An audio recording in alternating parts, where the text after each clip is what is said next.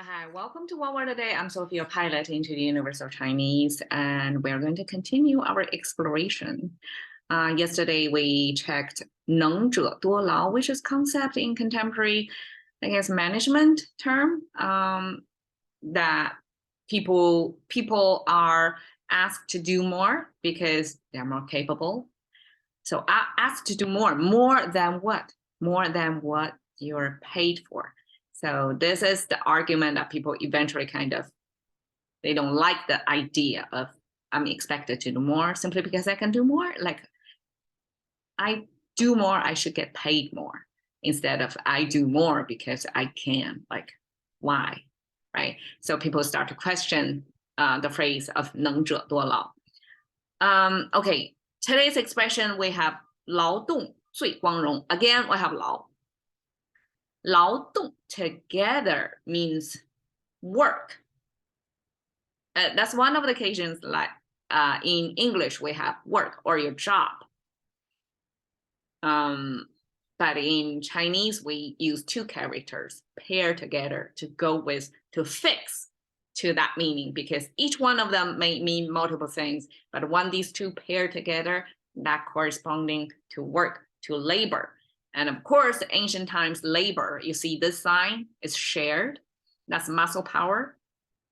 Was mostly farming too. It's hard labor versus in contemporary living, like labor, a lot of them, knowledge workers working in front of computers, office workers. So that's a different labor form. It doesn't feel like labor intensive, right? But that's different kind of labor.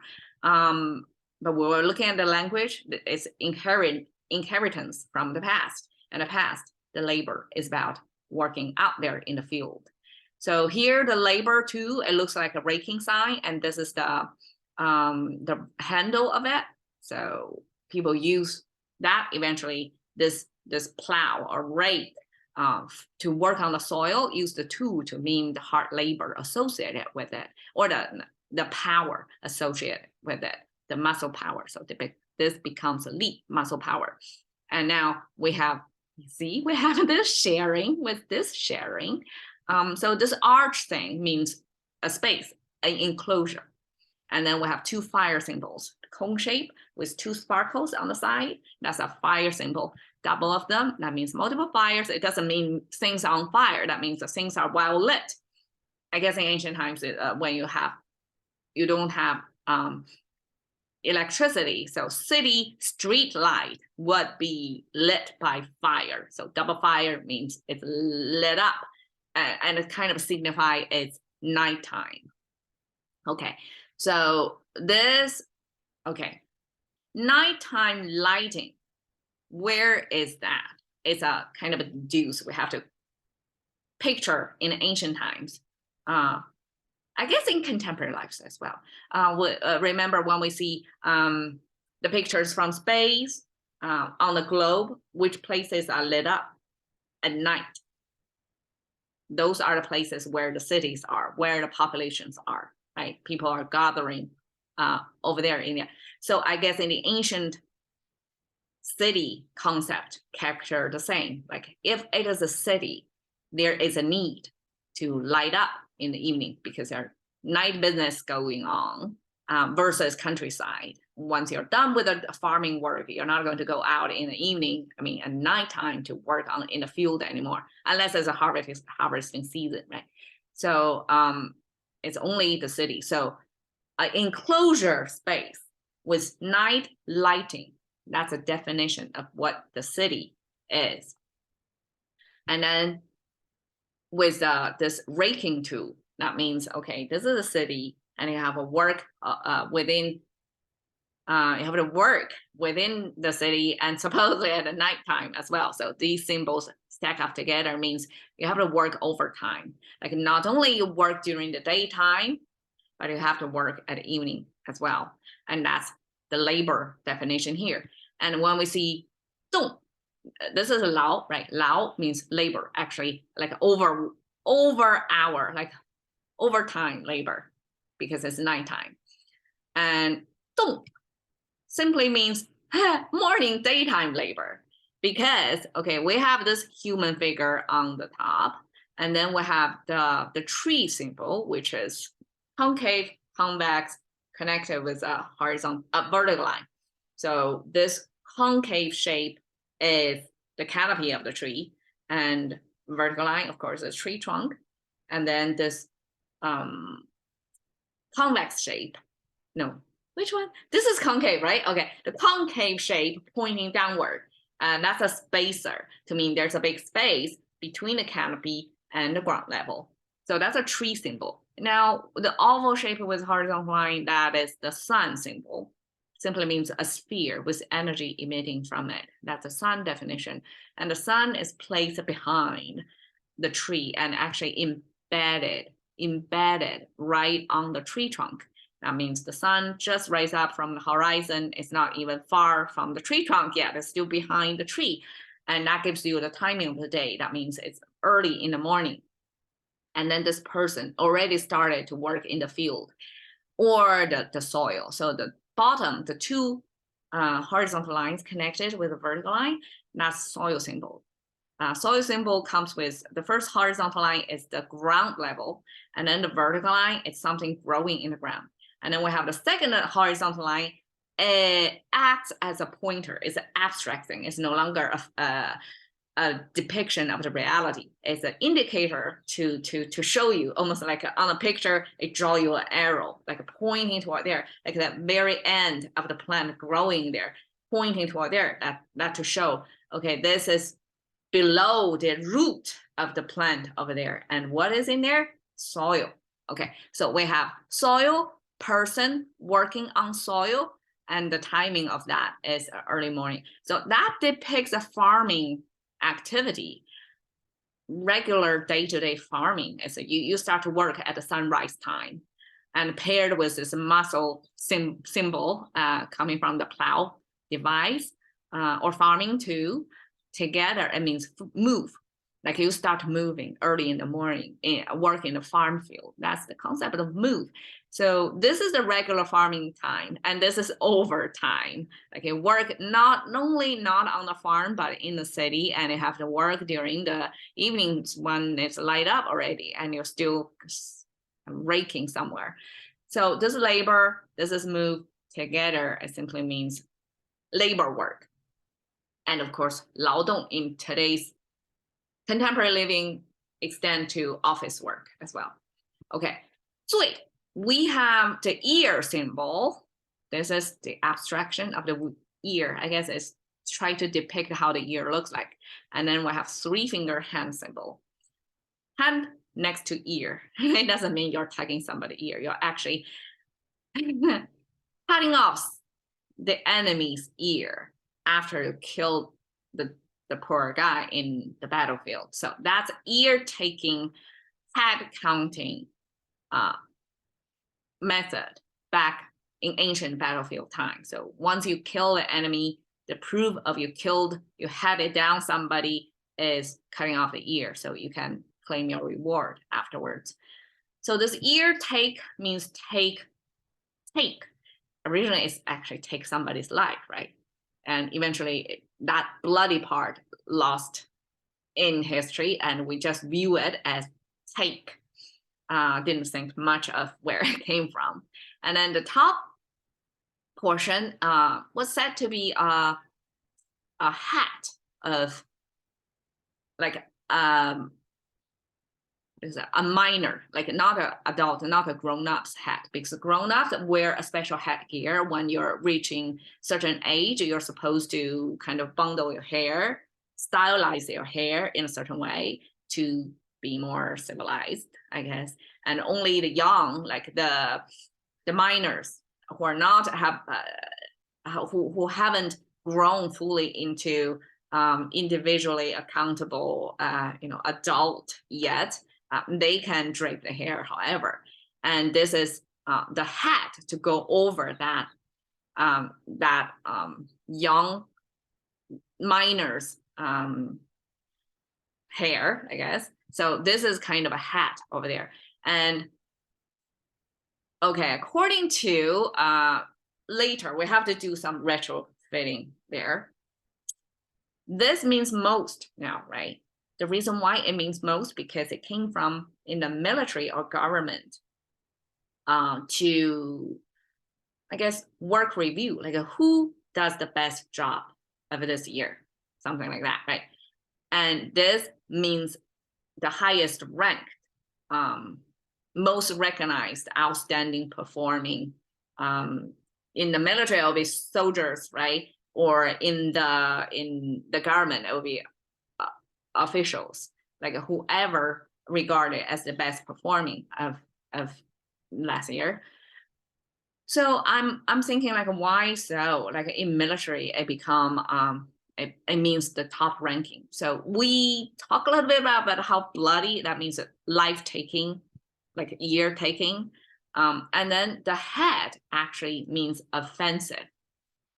This head thing supposed to be worn by a minor. So we're picturing like the young, they may not know the social norm that well. So they may say things or do things that could be offensive to adults. They didn't know better, right? So that kind of offense paired with taking life, I guess that in military context, at least that's encouraged, because that means you're taking offense and you're effectively taking the ears from your enemy, your most productive killing machine, I guess back then. I guess that's the evaluation of what was a successful soldier. Like you want to be more efficient at defeating the enemies, right? So that's a little bit logic jump over there, but eventually this being offensive coming from this children's headgear plus this ear-taking, life-taking symbol means military-wise is the highest performing, recognized the highest performing, and then a bleed over to other aspects of life, like however you're ranked, top ranking, the most, like on a leaderboard, you're top performing, then that means 最. This becomes 最 today, like that's the most upper rank, top ranked. Okay, 光荣, you can see fire symbol, fire. Okay, we have a lot of lights here. The fire symbol simply because it's put on top of the frame, and there's only one of them, so it's kind of squished horizontally, right? Versus this, two of them still, even if they're squished, but they're also squished this way as well. So they're still kind of a proportional to fire, but this is kind of flattened, the fire symbol, but you can recognize this is the same pattern, right? So that's fire icon, and then we have the person to like the standing being person symbol over there. And it's a little bit of weird abstraction of why the human figure look like that with a kind of a upward turning, I guess the head portion of that is kind of upward turning. And then the fire right on top of the person sign. According to scholars, and I think it could be reasonable, that ancient times we don't have like electricity. So the only light source we have, the natural light source, without like candles or oil lamps, that the natural lighting would be the sun. That's the only light source. I mean, the moon doesn't count. The light is not strong enough, but the sun. So the fire on top of the person sign means the light from the sun. And that's the definition of light. It's the fire from above the person. And I guess the person here symbol just to give you a sense of space, like where that fire is. It's not cooking, it's not below food or pot. This fire is above the person. That means it's the fire in the sky, and that's the sun, and that's the light. Okay. And Rong, we have same structure. This city, I guess, is picture that night globe, the lighted part of the planet. That's what basically this framed space with lights, with fire, is for. It's for the towns that's light up. It has the street lighting during the nighttime. So that's the definition of the town. And then we have a tree symbol here. So that there you can see this is kind of elongated tree that should proportionally look like this. That is because we have a sun embedded in middle, so it's kind of elongated, it's hard to see. But this is a tree symbol. Canopy, trunk, spacer, I call it a spacer, to signify that the canopy has a distance to the ground level. And the tree within the city, it's translated as a vibrant, but I guess it's a type of tree in ancient times that are used as the avenue street liners that gives a lot of shade. So probably that's a specific type of tree. And that tree, because it has wide canopies that it can give you good enough, well-covered shadow on the street. And this tree within the city is a type of tree that provides such shade.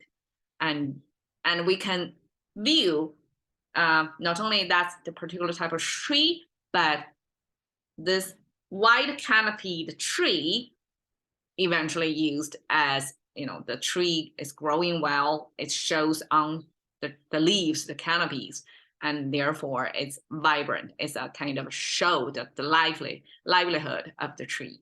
So 光荣 together, light, vibrant. It doesn't seem like pair, right? How can you pair a light and with vibrancy? Can we? Okay, in English, I think glory probably, because when we learn English word glory, we'll translate, okay, glory means 光荣. It almost sounds the same too, right? 光荣, I have glory. Somebody did this translation. So glory in English concept almost also have a glow to it, right? It has a light to it. When you say glory of something, you're kind of see this beaming picture of glorification of something, right? And so in Chinese, we have this 光荣 that has this tree growing, big canopy in the city, or the light in the sky. So both of them are related to big influence, big shadow, right? Or big light covering the whole world. That's the kind of a 光荣. It's like a huge, bigger than life, probably, image. So we have here, 劳动最光荣. We have a 最. It's like a amp up, like that's the top-notch glory. That's the most glamorous work of all.